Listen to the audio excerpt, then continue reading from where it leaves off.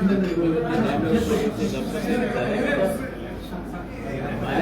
ಪ್ರವೇಶವನ್ನೇ ಇಟ್ಕೊಂಡಿದ್ರು. ಇವತ್ತು ಗೃಹ ಪ್ರವೇಶಕ್ಕೆ ಅವರ ಆಹ್ವಾನದ ಮೇರೆಗೆ ಹೋಗಿದ್ದು ಭಗವಂತ ಅವರು ಒಳ್ಳೇದು ಮಾಡಲಿ ಅಂತಕ್ಕಂಥ ದೇವರ ಪ್ರಾರ್ಥನೆ. ಸಂದರ್ಭದಲ್ಲಿ ಸ್ನೇಹಿತರು ಕೊಟ್ಟು ಏನಾದ್ರು ಕೆಲವು ವಿಷಯ ಹೇಳಿ ಅಂತೇಳಿ ತಾವೆಲ್ಲ ಬಂದಿದ್ದೀರಿ. ಹಾಂ, ಹೇಳಿ. ನಾನು ಏನು ಹೇಳಿದ್ದೀನಿ ನಾನು ಹೇಳಿರ್ತಕ್ಕಂಥದ್ದು ವಾಸ್ತವಾಂಶ ಜನತೆ ಮುಂದೆ ಇಡದೇ ಇದ್ದರೆ ಅವ್ರನ್ನ ನಂಬಿರ್ತಕ್ಕಂಥ ಅಭಿಮಾನಿಗಳ ಪರಿಸ್ಥಿತಿ ಏನಾಗ್ತದೆ.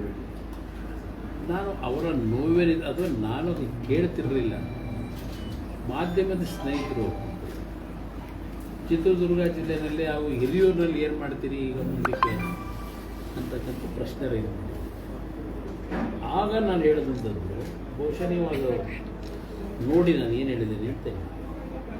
ಅವರ ಆರೋಗ್ಯದ ತೊಂದರೆಯಿಂದ ಆಸ್ಪತ್ರೆಯಲ್ಲಿದ್ದಾರೆ. ಹಿರಿಯೂರಿನ ವಿಷಯ ಈಗ ಚರ್ಚೆ ಮಾಡೋದು ಒಳ್ಳೆಯದಲ್ಲ, ಅನವಶ್ಯಕ. ಅವರು ಈಗಲೇ ಹಲವಾರು ನೋವಲ್ಲಿ ಆಸ್ಪತ್ರೆಯಲ್ಲಿ ಮಲಗಿದ್ದಾರೆ. ಆ ಚರ್ಚೆ ಮಾಡೋದು ಅನವಶ್ಯಕ ಅನ್ನೋದು ಹೇಳಿ. ಅದ್ರ ಜೊತೆಗೆ ಮತ್ತೊಂದು ಪಾಸಿಂಗ್ ರಿಮಾರ್ಕ್ಸ್ ಅನ್ನು ಮಾಡಿದೆ. ನಾನು ಅವ್ರ ಬಗ್ಗೆ ಹೇಳಿದ್ದಲ್ಲ, ಅವರ ಬಗ್ಗೆ ಅವ್ರು ಬೇಗ ಗುಣಮುಖರಾಗಲಿ ಅನ್ನೋ ದೃಷ್ಟಿಯಿಂದ ಅವರ ಆಸ್ಪತ್ರೆಯ ಆರೋಗ್ಯದ ವಿಷಯದಲ್ಲಿ ನಾನು ಲಘುವಾಗಿ ಮಾತಾಡಿದ್ದೆ. ನಾನು ಹೇಳಿದಂಥದ್ದು ಕೆಲವು ದುರ್ಬುದ್ಧಿ ಜನ ಇರ್ತಾರೆ, ಕೆಲವರು ಅಂಥ ಜನರ ಒಂದು ಹೆಬ್ಬೆಟ್ಟಿನ ಒಂದು ಘಟನೆಗಳು ನಡೀತಾವಲ್ಲ, ಅದರ ಬಗ್ಗೆ ಸ್ವಲ್ಪ ಎಚ್ಚರಿಕೆ ಇರಬೇಕು ಅಂತ ಹೇಳಿದ್ದೀನಿ. ಅದು ಬಿಟ್ಟು ಅದರಲ್ಲಿ ಗುಟ್ಟೇನಿದೆ, ಅದರಲ್ಲಿ ಮಾರ್ಮಿಕವಾಗಿ ಹೇಳಿದ್ದೀವಿ. ಈ ಸಮಾಜದಲ್ಲಿ ನಡೀತಕ್ಕಂಥದ್ದು ಹೇಳಿದ್ದೀನಿ ಅಷ್ಟೇ. ನನಗೆ ಗೊತ್ತಿಲ್ಲ ಅದು. ನಾನು ಈಗಿನ ಸಮಾಜದಲ್ಲಿ ನಡೆಯತಕ್ಕಂಥ ಇಂಥ ಸಂದರ್ಭದಲ್ಲಿ ದುರ್ಬಳಕೆ ಮಾಡ್ಕೊಳ್ತಕ್ಕಂಥದ್ದು ಏನಿದೆ ಅಂತ ಒಂದು ಹಿನ್ನೆಲೆಯಲ್ಲಿ ಹುಷಾರಿರ್ತಕ್ಕಂಥ ಅವಶ್ಯಕತೆ ಇದೆ. ಸರ್, ಏನು ಕಾಂಗ್ರೆಸ್ನ ಇಂಟರ್ನಲ್ ರಿಪೋರ್ಟ್ಸ್ ಅದೇ 2028 ಚುನಾವಣೆ 45 ಶಾಸಕರು ಸಚಿವರು ಸೋತಾರೆ ಅಂತ ರಿಪೋರ್ಟ್ಸ್ ತಗೊಂಡಿದ್ದಾರೆ. ಯಾರು? ಕಾಂಗ್ರೆಸ್. ಅದನ್ನು ನನಗೆ ಗೊತ್ತಿಲ್ಲ ಬ್ರದರ್. ಅವ್ರ ರಿಪೋರ್ಟ್ಗಳೇನು ತಗೊಂಡಿದ್ದಾರೆ ಈಗ ಗೊತ್ತಿಲ್ಲ. ಈಗ ಸದ್ಯಕ್ಕೆ ಮುಖ್ಯಮಂತ್ರಿಯ ಸ್ಥಾನದ ಪೈಪೋಟಿ ಅಂತೂ ನಡೀತಿದೆ. ಮುಖ್ಯಮಂತ್ರಿ ಸ್ಥಾನದ ಪೈಪೋಟಿ ಈಗ ಅಂತಿಮವಾಗಿ ಹಲವಾರು ಒಂದು ವರ್ಷದಿಂದ ಈಗ ಕ್ರಾಂತಿ ಆಗುತ್ತೆ, ಸಂಕ್ರಾಂತಿಯಲ್ಲಾಗುತ್ತೆ, ಯುಗಾದಿಯಲ್ಲಾಗುತ್ತೆ, ದೀಪಾವಳಿಲಾಗುತ್ತೆ, ಎಲ್ಲ ಆಗಿ ಈಗ ಮತ್ತೊಂದು ಬಾರಿ ಈ ಚುನಾವಣಾ ಫಲಿತಾಂಶಗಳ ನಂತರ ಕ್ರಾಂತಿ ಶುರುವಾಗುತ್ತೆ ಅನ್ನೋದನ್ನು ನಾನು ಮಾಧ್ಯಮದಲ್ಲಿ ನೋಡ್ತಾ ಇದ್ದೇನೆ. ಯಾವ ಥರ ಕ್ರಾಂತಿ ಆಗುತ್ತೆ ನೋಡೋಣ ಅಂತಕ್ಕಂಥ ನಾನು ಕುತೂಹಲದಲ್ಲಿ. ಬಿಜೆಪಿ ಯಾರು? ನನಗೆ ಗೊತ್ತಿಲ್ಲ. ಬಿ ಜೆ ಪಿಯವರು ಯಾರಿಗೆ ಆಫರ್ ಮಾಡಿದ್ದಾರೆ, ಬಿ ಜೆ ಪಿ ಮತ್ತು ಕಾಂಗ್ರೆಸ್ನಲ್ಲಿ ಯಾರ್ಯಾರು ಆಫರ್ನಲ್ಲಿ ಚರ್ಚೆಗಳಿದ್ದಾರೆ, ನನಗೆ ಅದ್ಯಾವುದೋ ಮಾಹಿತಿಗಳಿಲ್ಲ. ನಾನು ನನ್ನ ಡ್ಯೂಟಿಯನ್ನು ಕೇಂದ್ರ ಸರ್ಕಾರದಲ್ಲಿ ಕೊಟ್ಟಿದ್ದಾರೆ, ಡ್ಯೂಟಿ ಮಾಡ್ತಾ ಇದ್ದೀನಿ.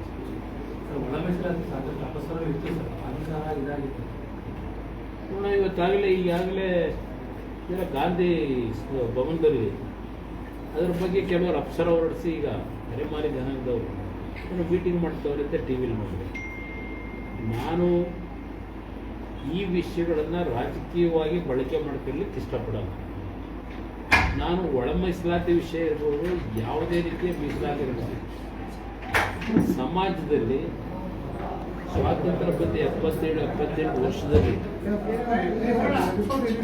ಮೀಸಲಾತಿಯ ಬಗ್ಗೆ ಡಾಕ್ಟರ್ ಬಾಬಾ ಸಾಹೇಬ್ ಅಂಬೇಡ್ಕರ್ ಅವರ ಒಂದು ಶಕ್ತಿಯನ್ನು ಕೊಟ್ಟಿದ್ದಾರೆ ಒಂದು ವರ್ಗಗಳಿಗೆ. ಅದು ಪ್ರಾಮಾಣಿಕವಾಗಿ ಸರಿಯಾದ ರೀತಿಯಲ್ಲಿ ಆ ಮೀಸಲಾತಿ ವ್ಯವಸ್ಥೆ ಆ ಪ್ರತಿ ಕುಟುಂಬಕ್ಕೆ ದೊರಕಬೇಕು ಅನ್ನೋದು ನಾನು ಹೇಳೋಣ. ಇದರಲ್ಲಿ ರಾಜಕೀಯ ಬೆರೆಸ್ಲಿಕ್ಕೆ ಸಿದ್ಧ ಇದೆ.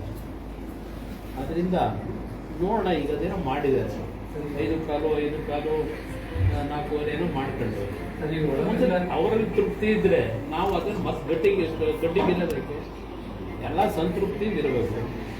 ಸಮಾಧಾನವಾಗಿದ್ದರೆ ಅದಕ್ಕೆ ನಾನು ಮತ್ತೆ ಅದನ್ನು ರಾಜಕೀಯವಾಗಿ ಕೆಲವ್ರನ್ನ ಎತ್ಕಟ್ಟಿ ಪ್ರಚೋದನೆ ಮಾಡಿಬಿಟ್ಟು ಅವ್ರನ್ನ ಸಂಘರ್ಷಕ್ಕೆ ಕೆಲ ಮಾಡಿಕೊಡ್ಬೇಕು ಅನ್ನೋದು. ಸರ್ ರಾಜ್ಯ ಮಟ್ಟದಲ್ಲಿ ಬಿಜೆಪಿಯಲ್ಲಿ ನಾಯಕತ್ವ ಕೊರತೆ ಸಮರ್ಥವಾಗಿ ಏನು ಆಡಳಿತ ಪಕ್ಷವನ್ನ ಎದುರಿಸಿ ಆಗ್ತಾ ಇದೆ. ಈ ಟೈಮಲ್ಲಿ ಕುಮಾರಣ್ಣ ಸರಿಯಾಗಿ ನಿಭಾಯಿಸ್ತಾ ಇಲ್ಲ ಹೊಸ ಒಂದು ಚರ್ಚೆ ಬಿಜೆಪಿ ಪಕ್ಷದಲ್ಲಿ ಸಮರ್ಥವಾಗಿ ಕೆಲಸ ನಿರ್ವಹಣೆ ಮಾಡಿದ್ದಾರೆ ಎಂದು ಮಾಡಿದ್ದಾರೆ. ಈಗಾಗಲೇ 2006ನೇ ಇಸ್ವಿಯಲ್ಲಿ ಮೈತ್ರಿ ಸರ್ಕಾರ ನಾವೇನು ಮಾಡಿದ್ವು, ಅದಾದ ನಂತರ 2008ರಲ್ಲಿ ಸ್ವತಂತ್ರ ಸರ್ಕಾರನೇ ಏನು ಮಾಡ್ಕೊಂಡು 5 ವರ್ಷ, ನಂತರ ಮೊನ್ನೆ 3 ವರ್ಷ ಆಡಳಿತ ನಡೆಸಿದ್ದಾರೆ. ಹಲವಾರು ಪ್ರಮುಖರಿದ್ದಾರೆ ಅಲ್ಲಿ, ಆಡಳಿತ ನಡೆಸಿರ್ತಕ್ಕಂಥ ಅನುಭವ ಇದೆ, ಪಕ್ಷ ಕಟ್ಟಿರ್ತಕ್ಕಂಥ ಅನುಭವಸ್ಥರು ಇದ್ದಾರೆ. ನಾನು ಅಲ್ಲಿ ನಾಯಕರ ಕೊರತೆ ಇದೆ ಅನ್ನೋದನ್ನು ಒಪ್ಪಲ್ಲ. ಆದರೆ ಕೂತು ಚರ್ಚೆ ಮಾಡಿ ಅವರು ಯಾವ ಇಶ್ಯೂಗಳನ್ನು ಯಾವುದಕ್ಕೆ ಪ್ರಾಮುಖ್ಯತೆ ಕೊಟ್ಟು ಇವತ್ತು ಹೋರಾಟ ಮಾಡಬೇಕು ಅದ್ರ ಬಗ್ಗೆ ಹೋರಾಟ ಮಾಡಿದ್ರೆ ನಾಯಕತ್ವದ ಸಮಸ್ಯೆ ಉಳಿಯಲ್ಲ. ಗೊಂದಲ ಎಲ್ಲ ಪಕ್ಷದಲ್ಲೂ ಇರುತ್ತೆ.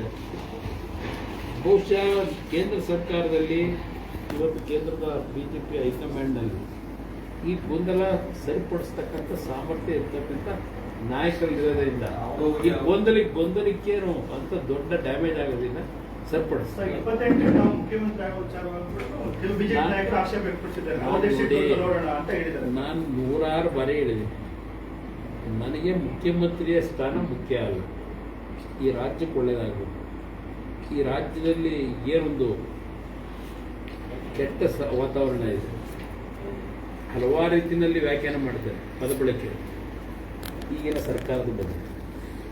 ಜನಗಳ ವಾತಾವರಣ ಏನಿದೆ ಅನ್ನೋದು ಗೊತ್ತಿದೆ. ಅವ್ರು ಏನೇ ಹೇಳ್ಕೋಬೋದು, ನಾವು 5 ಗ್ಯಾರಂಟಿ ಕೊಟ್ಟಿದ್ದೇವೆ, ನುಡಿದಂತೆ ನಡೆದಿದ್ದೇವೆ, ಇದು ಏನೇ ಹೇಳಿದ್ರು ನಾನು ನೋಡೋದಾಗೆ ಸಾರ್ವಜನಿಕರಲ್ಲಿ ಇವತ್ತು ಭಾಳ ಈ ಸರ್ಕಾರದ ಬಗ್ಗೆ ಒಂದು ರೀತಿ ಆಕ್ರೋಶವೂ ಇದೆ, ಅಸಮಾಧಾನವೂ ಇದೆ. ಅದರಿಂದ ಇಲ್ಲಿ ಇಂಥ ಕೆಟ್ಟ ಸರ್ಕಾರ ಹೋಗ್ಬೇಕು. ಇವತ್ತು ಎಲ್ಲಿಗೆ ಬಂದಿದೆ ಪರಿಸ್ಥಿತಿ ರಾಜ್ಯದಲ್ಲಿ? ಇಲ್ಲ, ಇವತ್ತು ದುಡ್ಡಿನ ಕೊರತೆ ಅಂತ ಹೇಳಿ ಅಲ್ಲಿ ಹೋಗಿ ಅರ್ಜಿ ಹಾಕೊಂಡವ್ರು ಸೆಪ್ಟೆಂಬರ್ವರೆಗೂ ಚುನಾವಣೆ ನಡೆಸೋಕ್ಕಾಗಲ್ಲ ಅಂತೇಳಿ. ಅಲ್ಲಿಗೆ ಈ ಸರ್ಕಾರದ ಪರಿಸ್ಥಿತಿ ಎಲ್ಲಿಗೆ ಬಂದಿದೆ? ಕುಡಿಯೋ ನೀರು ಹಲವಾರು ಕಡೆ ಆಹಾರ, ಕುಡಿಯೋ ನೀರಿನ ಪರಿಸ್ಥಿತಿ ಇವತ್ತು ಬಿಗಡಾಯಿಸಿದೆ. ಏನು ಕ್ರಮ ತಗೊಂಡಿದ್ದಾರೆ? ಈಗ ಅದಂತೂ 45 ಕೋಟಿ ರಿಲೀಸ್ ಮಾಡ್ತೀವಿ ಅಂತಾರೆ. ಆ 45 ಕೋಟಿ ರಿಲೀಸ್ ಆಗೋದು ಎಲ್ಲೆಲ್ಲಿ ನೀರಿನ ಸಮಸ್ಯೆ ಇದೆ ಅದನ್ನು ಕುಡಿಯೋ ನೀರಿಗೆ ಕೊಡ್ತಾರೋ ಇಲ್ಲ ಯಾರಾದರೂ ಪಾಕೆಟ್ ತುಂಬಿಸ್ಬೇಕಲ್ಲ, ಅದಕ್ಕೆ ಅದನ್ನು ಹಾಕೊಂಡು ಹೋಯ್ತದು. ಸದ್ಯ ಯಾವುದೋ ಚುನಾವಣೆ ಎಲ್ಲ ಬರ್ತಾವೆ, ಸರ್ಕಾರದ ದುಡ್ಡನ್ನು ಚುನಾವಣೆ ವೆಚ್ಚಕ್ಕೆ ಟ್ರಾನ್ಸ್ಫರ್ ಮಾಡಿಬಿಟ್ರೆ ಏನು ಹಿಂದಿಂದ ನಡ್ಕೊಂಬಂದಿದೆ ಈ ಸರ್ಕಾರದಲ್ಲಿ. ಸದ್ಯ ಹಾಗಾಗಿ ಚುನಾವಣೆ ಇಲ್ಲದೇ ಇರೋದ್ರಿಂದ ಎಲ್ಲ ಜನ ಬದುಕಬಹುದೇನೋ ನೋಡೋಣ. ಸರ್, ಈಗ ಒಂದು ಕಡೆ ಮೇಕೆದಾಟು ಬರಬೇಕು ಅಂತೇಳಿ ಪಾದಯಾತ್ರೆ ಎತ್ತಿನ ವೇಳೆನೂ ಬಂತು. ಒಂದ್ ಕಡೆ ಅವರು ಪಾದಯಾತ್ರೆನೂ ಮಾಡ್ತಾರೆ ಸರ್, ಮತ್ತೊಂದ್ ಕಡೆ DMK ಪರವಾಗಿ ಪ್ರಚಾರನೂ ಮಾಡಿದ್ದಾರೆ. ತಮಿಳುನಾಡಿನ ಉದ್ದೇಶ ಏನು, ಕಾಂಗ್ರೆಸ್ ನಿಲುವೇನು? ಅವ್ರನ್ನ ಕೇಳಬೇಕು. ಈಗ ಮೇಕೆದಾಟಿನ ಯೋಜನೆಗೆ ತಕರಾರು ತೆಗೆದಿರ್ತಕ್ಕಂಥದ್ದು ಅವರ ಕೋಪಾರ್ಟ್ನರ್ಸ್ ಏನಿದ್ದಾರೆ ತಮಿಳುನಾಡಿನಲ್ಲಿ ಸರ್ಕಾರ ನಡೆಸೋರು. ಇವತ್ತು ಅವರು ತಕರಾರು ಅರ್ಜಿ ಹಾಕೊಂಡು ಕೂತಿರೋರು. ಈಗ ಸರ್ಕಾರ ಹೇಳುತ್ತೆ, ಸುಪ್ರೀಂ ಕೋರ್ಟ್ ನಮ್ಮ ಪರವಾಗಿ ತೀರ್ಮಾನ ಕೊಟ್ಬಿಟ್ಟವ್ರೆ, ಕೇಂದ್ರ ಸರ್ಕಾರದ ನಮಗೆ ಪರ್ಮಿಷನ್ ಕೊಡಿಸ್ಬಿಡ್ಲಿ ಮಂತ್ರಿಗಳು ಕೇಂದ್ರದಲ್ಲಿರೋರು ಅಂತ ಹೇಳ್ತಾರೆ. ಸುಪ್ರೀಂ ಕೋರ್ಟ್ ಏನು ತೀರ್ಪು ಕೊಟ್ಟವ್ರೆ? ನಾವು ಇದರ ಬಗ್ಗೆ ತೀರ್ಮಾನ ತಗೊಳ್ಳೋದಕ್ಕೆ ಕಾಂಪಿಟೇಟಿವ್ ಅಥಾರಿಟಿ ಅಲ್ಲ. ಯಾವ ಕಾಂಪಿಟೇಟಿವ್ ಅಥಾರಿಟಿ ಇದೆ ಅಲ್ಲಿ ಹೋಗಿ ನೀವು ಅರ್ಜಿ ಹಾಕೊಳ್ಳಿ ಅಂತ ಹೇಳಿ. ಈಗ ಅದಕ್ಕೆ ಈಗಾಗಲೇ DPR ತಯಾರು ಮಾಡಲಿಕ್ಕೆ ಪರ್ಮಿಷನ್ ಕೊಟ್ಟವ್ರೆ ಅಂತ ಮಂತ್ರಿಗಳು ಹೇಳ್ತವ್ರೆ. ಇನ್ನು 15-20 ದಿವಸದಲ್ಲಿ DPR ಸಬ್ಮಿಟ್ ಮಾಡ್ತೀವಿ ಅಂತ ಹೇಳಿದ್ದಾರೆ. ಅಲ್ಲಿರ್ತಕ್ಕಂಥ ಅಥಾರಿಟಿ ಅವರು ಸಕಾರಾತ್ಮಕ ಸ್ಪಂದಿಸ್ತಾ ಇದ್ದಾರೆ ಅಂತ ಇವರೇ ಹೇಳಿಕೆ ಕೊಡ್ತವ್ರೆ. ಇದೆಲ್ಲ ಪ್ರೋಸೆಸ್ ಆಗಬೇಕಲ್ಲ, ನೋಡೋಣ ಅದೇನು ಮಾಡ್ತಾರೆ. ಆದರೆ ಒಂದೇ ಹೇಳ್ತೀನಿ, ಇವರು ಯಾವ ಒಂದು ಸರ್ಕಾರ ಆಗಬೇಕು ಅಂತ ಹೇಳಿ ತಮಿಳುನಾಡಿನಲ್ಲಿ ಭಯಂಕರವಾದ ಚುನಾವಣಾ ಪ್ರಚಾರಗಳೇ ನಡೆಸ್ಬಂದರು. ನಾನು ಮತ್ತು ನಮ್ಮ ಲೋಕಸಭಾ ಸದಸ್ಯರು ಮಲ್ಲೇಶ್ ಅವರು ಪಕ್ಕದ ಆಂಧ್ರ ಪ್ರದೇಶದ ಮುಖ್ಯಮಂತ್ರಿಗಳ ಜೊತೆಯಲ್ಲಿ ಮಲ್ಲೇಶ್ ಅವರು ಸುದೀರ್ಘವಾದಂಥ ಒಂದು ಪತ್ರ ಮನವಿ ಪತ್ರ ಸಲ್ಲಿಸಿದ್ದಾರೆ. ಅದಕ್ಕೆ ಯಾವ ರೀತಿ ಅಂತಿಮವಾಗಿ ತೀರ್ಮಾನಗಳಾಗಬೇಕು, ಕೋಲಾರ ಚಿಕ್ಕಬಳ್ಳಾಪುರದ ಸಮಸ್ಯೆಗಳಿಗೆ ಶಾಶ್ವತವಾದ ಪರಿಹಾರ ಯಾವ ರೀತಿ ದೊರಕಬೇಕಾಗಿದ್ದನ್ನು ಒಂದು ಡೀಟೇಲ್ ಮನವಿ ಪತ್ರವನ್ನು ಮಲ್ಲೇಶ್ ಅವರು ನನ್ನ ಜೊತೆ ಸೇರಿ ಕೊಟ್ಟಿದ್ದಾರೆ. ನಾವು ಚರ್ಚೆ ಮಾಡಿದ್ದೇವೆ. ಅಲ್ಲಿಯ ಯುವ ನಾಯಕರು ನಾರಾ ಲೋಕೇಶ್ ಅವ್ರ ಜೊತೆನೂ ಚರ್ಚೆ ಮಾಡಿದ್ದೇವೆ. ಸಮಯ ಬೇಕು, ಅದಕ್ಕೆ ಯಾವ ಒಂದು ಯಾರಿಗೂ ಅಸಮಾಧಾನ ಆಗದೇ ಇರತಕ್ಕಂಥ ರೀತಿಯಲ್ಲಿ ಹೇಗೆ ಅದಕ್ಕೆ ಪರಿಹಾರ ತೆಗೆದುಕೊಡ್ಬೇಕು ಅಂತಕ್ಕಂಥದ್ದಕ್ಕೆ ನಾನು ಮಲ್ಲೇಶ್ ಅವರು ಸ್ವಲ್ಪ ಅದ್ರ ಬಗ್ಗೆ ಪ್ರಯತ್ನ ಪಡ್ತಾ ಇದ್ದೇವೆ. ಮಾಲೂರು ಅಲಯನ್ಸ್ ರೈತರು ಬೇಡ ಅಂತ ಬಿಜೆಪಿ ಯಾರು ಅಲ್ಲಿ ಬಿಜೆಪಿ ಲೋಕಲ್ನರು ಹೇಳ್ತಾರೆ, ಅದಕ್ಕೆ ನಾನೇ ತಲೆ ಕೆಡಿಸ್ಕೋಬೇಕು, ಅದರ ಬಗ್ಗೆ ಉತ್ತರ ಕೊಡೋದ್ರಲ್ಲಿ ಅದರ ಅವಶ್ಯಕತೆ ಇಲ್ಲ. ಅಂತಿಮವಾಗಿ ಅಲ್ಲ, ರಾಜ್ಯದಲ್ಲಿ ಒಂಥರ ಇದೆ, ಮಾಲೂರಲ್ಲಿ ಅದು ಬೇರೆ ವಿಷಯ. ಈಗ ಮಾಲೂರು ಒಂದರಲ್ಲೇ ಅಲ್ಲ, ಹಲವಾರು ಕ್ಷೇತ್ರಗಳಲ್ಲಿ BJPಯಿಂದಲೂ ನಿಲ್ಲಬೇಕು ಅಂತಕ್ಕಂಥವ್ರು ಇದ್ದಾರೆ, JDS ನಿಲ್ಲಬೇಕು ಅಂತಕ್ಕಂಥವ್ರು ಇದ್ದಾರೆ. ಅಂತಿಮವಾಗಿ ಯಾರು ಚುನಾವಣೆಯಲ್ಲಿ ನಿಲ್ಲಬೇಕು ಅಂತಕ್ಕಂಥ ದೆಹಲಿಯ ಅವ್ರ ಪಕ್ಷದ ಹೈಕಮಾಂಡು ನಾವು ಕೂತು ತೀರ್ಮಾನ ಮಾಡ್ತೀವಿ.